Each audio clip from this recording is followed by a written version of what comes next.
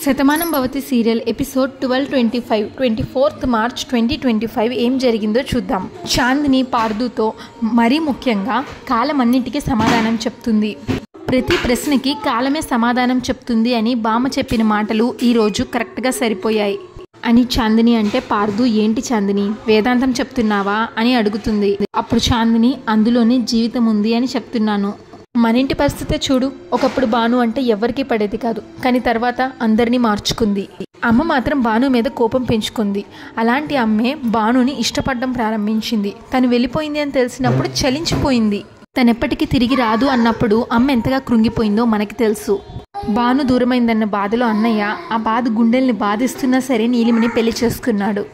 ఇప్పుడు దూరంగా ఉంచినా ఎప్పుడోకప్పుడు వాళ్ళిద్దరూ ఒక్కటవుతారు. అంతవరకు ఎందుకు అని చాందిని ఆగిపోతే పార్దు ఏంటి చాందిని ఏదో చెప్పాలనుకుని ఆగిపోయావు అని అడుగుతాడు.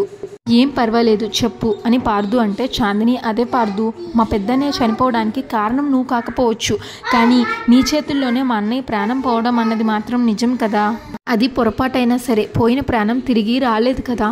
ఆ కోపం అమ్మకి ఎప్పటికీ ఉండిపోతుంది అని అనుకున్నాను, కానీ నిన్ను పెళ్లి చేసుకోవడం ఏంటి, తర్వాత నిజం తెలిసాక మన ఇద్దరి మధ్య అపోహలు రావడం ఏంటి, తర్వాత అవన్నీ సర్దుకుపోవడం ఏంటి.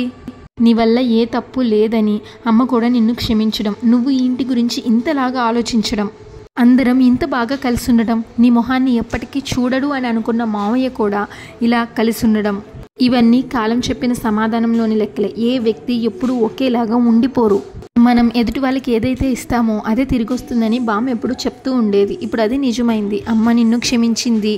ఈరోజు నువ్వు దేవమ్మని క్షమించావు. పొరపాట్లు అందరి వల్ల జరుగుతాయి, కానీ పొరపాటు అని తెలిసాక క్షమించడం అని అడగడం మార్పుకి నిదర్శనం అయితే క్షమించడం మానవత్వం అనిపించుకుంటుంది. అది ఈరోజు నువ్వు చేసావు. ఇంకా దేని గురించి ఆలోచించకు పార్దు అని చాందిని అంటే నీ మాటలు వింటే నాకు రిలీఫ్గా అనిపించింది అంటాడు పార్దు. దేవమ్మ బయటకు వచ్చింది అంటే ఎలాంటి పరిస్థితి వస్తుందో అని అందరం భయపడ్డాం, కానీ ఈరోజు దేవమ్మ మాట తీరు చూసినప్పుడు తను మారిపోయింది అని పూర్తిగా అర్థమైంది. తన కొడుకు గురించి వచ్చిందే తప్ప కోపంతో బయటికి రాలేదు అని తెలిసింది కదా. ఇంకా ఎలాంటి సమస్య రాదని ధైర్యం వచ్చింది అంటాడు పార్దు. మరో పక్కన బెడ్ మీద ఉన్న అజయ్కి దేవమ్మ సేవలు చేస్తూ ఉంటుంది. తడిగుడ్డతో ఒళ్ళు తుడుస్తూ ఉంటుంది. అది చూస్తున్న అజయ్ ఫ్రెండ్స్కి చాలా బాధ అనిపిస్తుంది. ఒరే తప్పురా, పెద్దమ్మని ఇలా చూస్తుంటే నేను తట్టుకోలేకపోతున్నాను రా, పెద్దమ్మకి నిజం చెప్పేద్దామా అన్నయ్య గురించి అని అడుగుతాడు ఒక ఫ్రెండ్. ఇంకొక ఫ్రెండ్ ఏమో అరే వద్దురా, నువ్వు ఇప్పుడేం మాట్లాడుకో ఇలా రా అని బయటికి తీసుకెళ్ళబోతాడు. అది గమనించిన దేవమ్మ ఏంట్రా ఎందుకు వీడు ఇంత కంగారు పడుతున్నాడు అని అడుగుతుంది అజయ్ ఫ్రెండ్స్ని. అప్పుడు అజయ్ ఫ్రెండ్స్లో ఒకడు పెద్దమ్మ అన్నయ్యకి ఇలా జరగడానికి కారణం అని చెప్పబోతుంటే ఇంకో ఫ్రెండ్ గిల్లుతాడు చెప్పొద్దు అని. ఏం లేదు పెద్దమ్మ, ఎప్పుడు బాగుండే అన్నయ్యకి ఇలా అయిందని తట్టుకోలేకపోతున్నాడు అని కవర్ చేస్తాడు. దేవమ్మ కూడా బాధపడుతుంది. నా కొడుక్కి ఇలా అయిందంటే చాలా బాధగా ఉంది, కానీ ఏం చేస్తాం చెప్పు, తలరాతని ఎవరూ మార్చలేరు. చేసిన పాపం ఇలా శాపంగా వెంటాడింది. ఒకప్పుడు మేము ఎంతో మందిని బాధ పెట్టాం, ఇప్పుడు మేము మారిన ఆ భగవంతుడు చేసిన పాపాన్ని లెక్కగడతాడు కదా. వీటికి బదులు నాకు శిక్ష వేసుంటే నేను ఎంతో ఆనందంగా అనుభవించేదాన్ని అని దేవమ్మ బాధపడుతుంటే అజయ్ ఫ్రెండ్స్ పెద్దమ్మ నువ్వేం బాధపడకు, అన్న త్వరగానే కోలుకుంటాడు, మేమందరం ఉన్నాం కదా, నువ్వు కూడా అన్నయ్యని చాలా బాగా చూసుకుంటున్నావు, అన్నకి ఏమి కాదు పెద్దమ్మ అని చెప్తారు. పెద్దమ్మ తినడానికి ఏమైనా టిఫిన్ తీసుకురమ్మంటారా అని అడిగితే నాకేం వద్దు బాబు అంటుంది దేవమ్మ. బయటికి వెళ్ళిన తర్వాత వాళ్ళ ఫ్రెండ్ తిడతాడనమాట. అరే నీకు బుద్ధుందా, పెద్దమ్మతో నిజం చెప్పద్దు అని జగన్ చెప్పాడు కదా, చెప్తే తప్పేముందిరా అని ఇంకో ఫ్రెండ్ అడిగితే అసలు నిజం మనకి తెలిస్తే కదా మనం చెప్పడానికి అని అంటాడు. అప్పుడు ఇంకో ఫ్రెండ్ ఇందులో తెలియకపోవడానికి ఏముందిరా, నీలిమ పెళ్లి ఆపడానికి అన్న ఎన్నో విధాలుగా ప్రయత్నించాడు, కానీ అవేమీ ఫలించలేదు. అన్నకి ఇలా జరిగింది అంటే దానికి కారణం ఆ నీలిమ, ఇది పెద్దమ్మతో చెప్పకపోతే ఎలా రా అని అడుగుతాడు. అప్పుడు వాళ్ళ ఫ్రెండ్ మాకు నీలిమ మీదే అనుమానంగా ఉందిరా, కానీ ఈ విషయం పెద్దమ్మ దగ్గర ఎందుకు దాచామో తెలుసా, ఈ విషయం తెలిస్తే పెద్దమ్మ భద్రకాళిలాగా మారిపోతుంది, ఆ నీలిమని కత్తికో కండగా నరికేస్తుంది అని అంటాడు. అప్పుడు ఇంకో ఫ్రెండ్ అలా జరిగితేనే కదరా అన్నయ్య పగ చల్లారుతుంది, అప్పుడే కదా అన్నయ్య మనసు శాంతిస్తుంది, తాను చేయలేకపోయిన పనిని తన తల్లి చేసింది అంటే అన్నయ్య మంచం మీద ఉన్నా సరే ఎంతో సంతోషిస్తాడు, అందుకే పెద్దమ్మకి చెప్పేద్దాం అంటున్నా అంటే ఇంకో ఫ్రెండ్ నువ్వు వెళ్ళి పెద్దమ్మకి చెప్పేస్తే తర్వాత జరిగే పరిణామాలు ఏంటిరా, పెద్దమ్మ మళ్ళీ జైలుకు వెళ్తుంది, జైలుకు వెళ్ళి ఇలా ఉన్న కొడుకుని చూసుకోలేకపోతున్నందుకు ఇంకా నరకం అనుభవిస్తుంది. అన్న ఇలాంటి పరిస్థితుల్లో ఉన్నప్పుడు తల్లి దగ్గర లేకపోతే అన్న పరిస్థితి ఎలా ఉంటుందో తెలుసా. డబ్బున్న వాళ్ళతో పెట్టుకుంటే అన్నకి ప్రమాదమని ఎన్నోసార్లు చెప్పాను, కానీ అన్నే వినిపించుకోలేదు. ఆ నీలిమ చెడ్డదని అందరికీ తెలుసురా, కానీ వాళ్ళు నమ్మారు. అన్న ఎన్నిసార్లు చెప్పినా వినిపించుకోకబట్టే అన్నకి ఈరోజు ఈ పరిస్థితి వచ్చింది. ఇప్పుడు మనం విషయం చెప్తే అన్నకి అమ్మని దూరం చేసిన వాళ్ళం అవుతాం. అందుకే పెద్దమ్మకి ఈ విషయం ఎట్టి పరిస్థితుల్లోనూ తెలియకూడదు. నువ్వు మాట్లాడితే గనక నా మీదొట్టే, సరేనా, పద అని ఇద్దరు వెళ్ళిపోతారు. మరో పక్కన అజయ్ని చూసి దేవమ్మ బాధపడుతుంది. నువ్వు పసిపాపతో సమానం, నిన్ను కంటికి రెప్పలాగా కాపాడుకోవాలి, కానీ ఎదిగిన కొడుకు ఇలా మంచం మీద చూస్తుంటే ఈ అమ్మ మనసు తట్టుకోలేకపోతుంది. ఎంతో మంది ఉసురు కొట్టింది, నా వల్ల ఎన్నో కుటుంబాలకు కన్నీళ్లే మిగిలాయి. అందులో ఎవరి శాపం తగిలిందో, ఎవరి కన్నీళ్లు నిన్ను ఈ పరిస్థితికి తీసుకొచ్చాయో దానికి కారణం నాకు తెలియదు నాన్న, కానీ ఈ పరిస్థితికి కారణం మీ అమ్మే. నన్ను క్షమించు నాన్న, నన్ను క్షమించు అంటూ అజయ్ చేయి పట్టుకొని ఏడుస్తుంది దేవమ్మ. భాను బెడ్ మీద పడుకొని ఉంటుంది. భార్గవి తన్ని చెక్ చేస్తుంది. డాక్టర్కి ఫోన్ చేసి, హలో డాక్టర్, రాధకి స్పృహ లేదు, ఎలాంటి కదలికలు లేవు, ఇంజెక్షన్ చేస్తున్నప్పుడు కూడా తనలో ఎలాంటి కదలికలు లేవు అని చెప్తే ఆ డాక్టర్ ఏదో చెప్తుంది. సరే డాక్టర్, నేను చూసుకుంటాను అని ఫోన్ పెట్టేస్తుంది భార్గవి. భానుకి బీపీ అదంతా చెక్ చేసి హాల్లోకి వెళ్తుంది మురారి వాళ్ళ దగ్గరికి. జ్యోతి వెళ్ళి రాధ కాళ్ళకి మర్దన చెయ్యి అని చెప్తుంది భార్గవి. భువనేశ్వరి ఏమో, ఏంటి భార్గవి, తనకేం ప్రమాదం లేదు కదా, అయినా పాప కనిపించలేదు అంటే ఎవరో ఒకరు తీసుకెళ్లి ఉంటారు అని తనకి మేమందరం చెప్తూనే ఉన్నాము, అయినా సరే తను మా మాటలేమి వినిపించుకోకుండా ఎమోషనల్గా ఫీల్ అయింది అంటుంది భువనేశ్వరి. మరో పక్కన జయ రాధను అలా చూస్తుంటే మా అందరికీ భయం వేసింది, అయినా పాప గురించి తను అంతలాగా భయపడాల్సిన అవసరం ఏముంది, ఇది మన ఊరు, ఇక్కడి నుంచి పాపని ఎవరు తీసుకెళ్తారు అని జయ అంటే, కల్కి జరుగుతున్న సంఘటనలు చూస్తుంటే ఆ అమ్మాయి మానసికంగా నలిగిపోతుంది అనిపిస్తుంది. మురారి ఏమో, నా రాధనిలా చూస్తుంటే నా గుండె తట్టుకోలేకపోతుంది, ఏం చేయాలో నాకు అర్థం కావడం లేదు.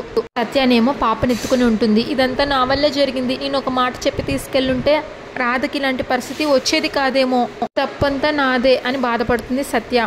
అప్పుడు భార్గవి, ఇందులో ఎవరి పొరపాటు లేదు, కానీ తన హెల్త్ కండిషనే తనని అలా మారుస్తుంది. తనని ట్రీట్ చేసిన డాక్టర్తో నేను మాట్లాడాను, తన హెల్త్ కండిషన్ మొత్తం చెప్పాను, ఇక్కడ పరిస్థితి మొత్తం చెప్పాను, రాధ గురించి తను నాకు ఒక విషయం చెప్పారు, మీ అందరికీ క్లియర్గా ఎక్స్ప్లెయిన్ చేయమని చెప్పారు అని భార్గవి అంటే, మురారి వాళ్ళు, చెప్పు భార్గవి, నా రాధ గురించి నేను పూర్తిగా తెలుసుకోవాలి, ఏదైనా సరే మా దగ్గర దాయకుండా చెప్పు అంటాడు. అప్పుడు భార్గవి, తనకి ఏవేవో గుర్తొస్తున్నాయి, అవి ఏంటి అన్నది తనకి కూడా తెలియడం లేదు, అవి తెలుసుకునే ప్రయత్నంలో తను చాలా ఎమోషనల్గా ఫీల్ అవుతుంది. ఆ వచ్చే ఊహల్లో కూడా తనకి క్లియర్గా క్లారిటీ రాకపోవడంతో ఏం చేయాలో తెలియక ఒక సందిగ్ధ స్థితిలో ఉండిపోయింది. తనెవరో తనకే తెలియని పరిస్థితుల్లో తను ఉండిపోయింది అని భార్గవి చెప్తే, అప్పుడు మురారి, ఎన్నిసార్లు చెప్పినా అర్థం చేసుకోవడం లేదు, తనే నా రాధా అని ఎన్నిసార్లు చెప్పినా సరే తను వినడం లేదు, తను కాదు అన్న ఊహలో ఉంది, ఎలా చెప్పాలో నాకు అర్థం కావడం లేదు అని మురారి అంటాడు. అప్పుడు భార్గవి, చూడండి మురారి గారు, పేషెంట్ పరిస్థితిని బట్టి ట్రీట్మెంట్ ఉంటుంది, తన పరిస్థితిని బట్టి మనం మాట్లాడే పద్ధతి ఉంటుంది, తనకి గతం గురించి పూర్తిగా క్లారిటీ వచ్చే అవకాశాలు కూడా ఎక్కువగా ఉన్నాయి, అవి ఎప్పుడైనా గుర్తు రావచ్చు, కానీ ఆ గుర్తొచ్చే సమయంలో తను చాలా ఎమోషనల్ అయిపోతుంది, అది తనకి చాలా ప్రమాదం కూడా. ఒక్కొక్కసారి ఆ ఎమోషన్ని తట్టుకోలేక గుండె మీద ప్రెషర్ పడుతుంది, బీపీ అబ్నార్మల్ అయిపోతుంది, పల్స్ పడిపోతుంది, ప్రాణానికి కూడా ప్రమాదం ఉంది అన్నారు. అందుకే పాప ఒక్కసారిగా కనిపించకపోయేసరికి ఉన్న పాప కూడా తనకి దూరం అయిపోతుందేమో అని ఒక్కసారిగా ఎమోషనల్ అయిపోయింది, అందుకే అంతలాగా చివరికి కళ్ళు తిరిగి పడిపోయింది. ఇలా ప్రతి చిన్న విషయానికి తను చాలా సెన్సిటివ్గా ఫీల్ అవుతుంది అని డాక్టర్ చెప్తుంది భార్గవి. అప్పుడు జయ, మేమందరం జాగ్రత్తగా చూసుకుంటున్నాం కదా, మమ్మల్ని తను నమ్మట్లేదా?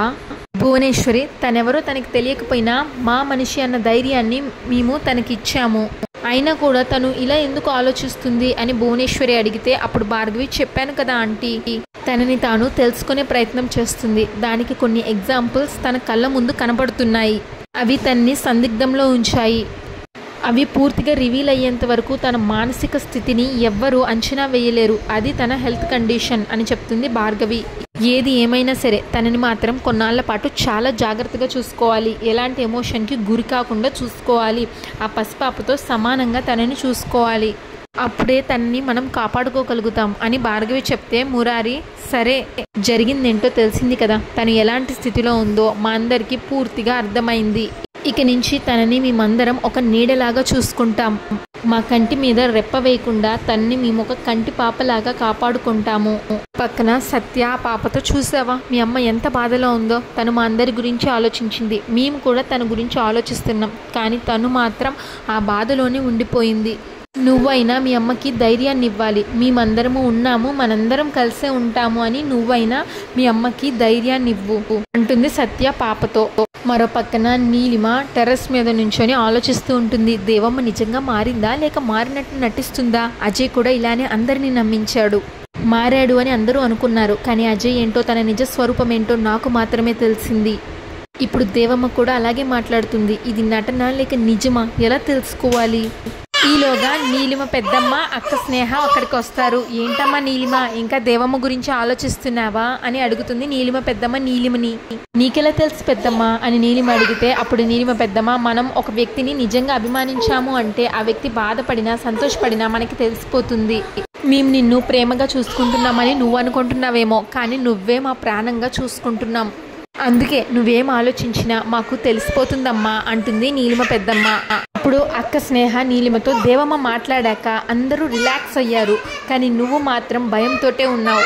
అప్పుడే మాకు అర్థమైంది నువ్వు దేవమ్మ విషయంలో భయపడుతున్నావు అని. ఎందుకు ఇంతలాగా భయపడుతున్నావు అని స్నేహ అడిగితే అప్పుడు నీలిమ, అజయ్ కూడా అందరి ముందు మంచిగానే నటించాడు, కానీ తరువాత నా విషయంలో ఎలాంటి ప్రయత్నాలు చేశాడో మీకు తెలుసు.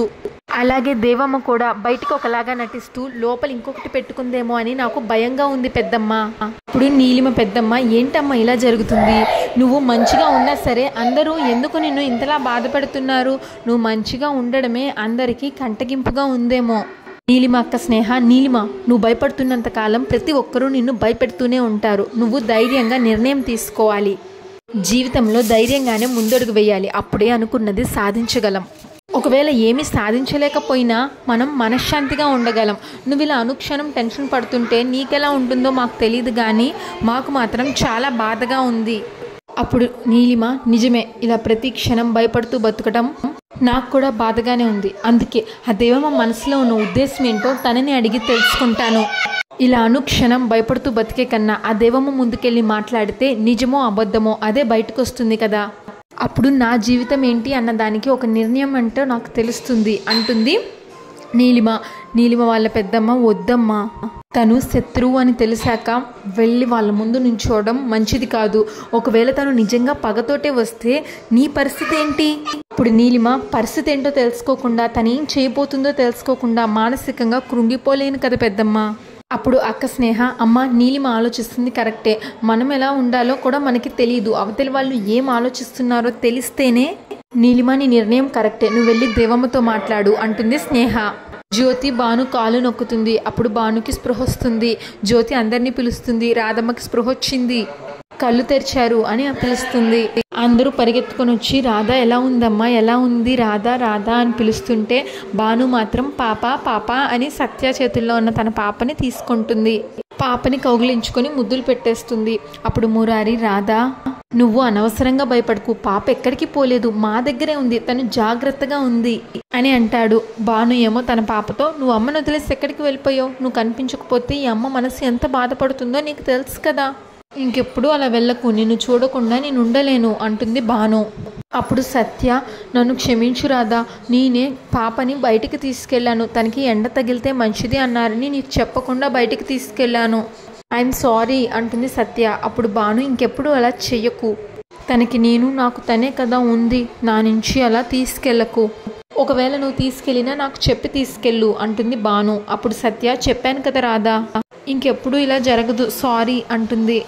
భువనేశ్వరి భానుతో, చూడమ్మా నువ్వు మా ఇంట్లో ఉన్నావు, మేమందరం నీతోటే ఉన్నాం, ఇంతలాగా నీ గురించి ఆలోచిస్తున్నప్పుడు నీకు కానీ బిడ్డకి కానీ ఏ హాని జరగదమ్మా, మేమంతా ఉన్నాం కదా, నువ్వు అనవసరంగా భయపడద్దు అని చెప్తుంది భువనేశ్వరి. అప్పుడు భాను మీ అందరూ ఉన్నారండి, కానీ నాకు మాత్రం నా పాపే ఉంది, అందుకే తను కనిపించకపోతే నాకు బాధగా ఉంది.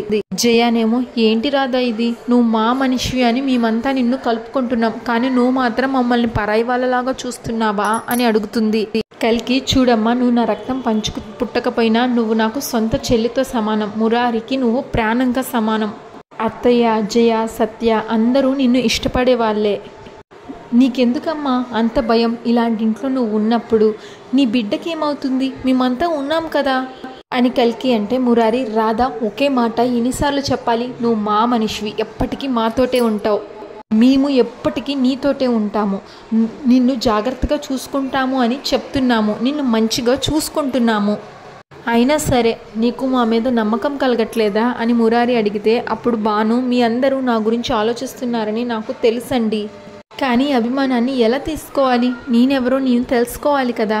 అప్పుడు జయ, అదేంటి రాధా, నువ్వు రాధవి అని మేమంతా చెప్తుంటే మళ్ళీ నేనెవరు అని కొత్తగా అడుగుతావేంటి అంటుంది. అప్పుడు భాను, ఆ పేరు మీరు చెప్తేనే తెలుస్తుందండి నాకు, అప్పుడు నేను అలా ఉండేదాన్ని అని మురారి గారు నాకు చూపిస్తేనే తెలిసింది, కానీ నా ఊహల్లో ఏది కనిపించడం లేదు. నాకు కనిపిస్తున్న ఊహల్లో మాత్రం మీరు చెప్తుంది ఏది తెలియడం లేదు. తెలుసుకునే ప్రయత్నం చేద్దాము అంటే ఆ కనిపిస్తున్న ఆనవాళ్ళల్లో ఏది క్లారిటీ రావట్లేదు. అందుకే నేనెవరో తెలియని సందిగ్ధంలో ఉండిపోయాను. ప్రస్తుతానికి నా కుటుంబం ఎవరైనా ఉన్నారు అంటే అది నా కూతురు మాత్రమే.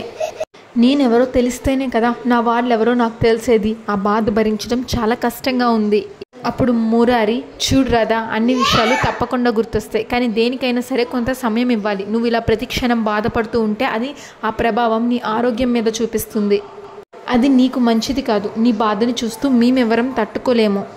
నువ్వు దేని గురించి ఆలోచించుకో. నువ్వు మా మనిషి అనుకుంటున్నాం కాబట్టి మేమందరం స్నేహితుల్లాగా, బంధువుల్లాగా, ఆత్మీయుల్లాగా మేమంతా ఉన్నామని మమ్మల్ని గుర్తిస్తే చాలు ప్లీజ్ అంటాడు మురారి. అంతటితో ఎపిసోడ్ పూర్తవుతుంది. ఇంకా నెక్స్ట్ ఎపిసోడ్ ప్రోమోలో భువనేశ్వరి కుటుంబం భాను పాపతో కలిసి గుడికి వస్తారు, అమ్మవారి గుడికి. అదే అమ్మవారి గుడికి ఊర్మిళ కుటుంబం, నీలిమ, కార్తిక్ కూడా వస్తారు. రెండు కుటుంబాలు ఒకేసారి గుడికి వస్తాయి, అమ్మవారికి దండం పెట్టుకుంటారు. మరి ఒకళ్ళొకళ్ళు చూసుకుంటారా భాను, కార్తిక్ అనేది రేపటి ఎపిసోడ్లో చూడాలి. Shatamanam Bhavati serial regular episode కోసం మా ఛానల్ని సబ్స్క్రైబ్ చేసుకోండి. Thanks for watching. ఎపిసోడ్ పైన మీ అభిప్రాయాన్ని తప్పకుండా కామెంట్ చేయండి.